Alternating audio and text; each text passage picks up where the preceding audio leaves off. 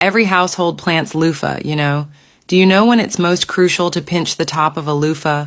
Since loofah is a vine crop, throughout its life, it requires continuous topping for an endless harvest of loofahs. How do you top it?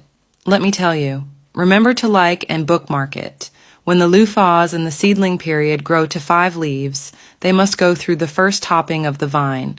In the subsequent period, 2 of the side vines should be left as the primary vines, and when each of these 2 primary vines grows 5 flowers, cut off their heads and the 5th flower as well, leaving only 1 side branch to become the primary vine for the next batch of loofahs. This practice is commonly called head switching. All other side branches should be cut off, leaving only the gourd. This method can be carried on indefinitely. Our loofahs not only yield more but are also of a higher quality, ensuring that you will have loofahs that can not only be eaten. Follow me for more daily agricultural tips.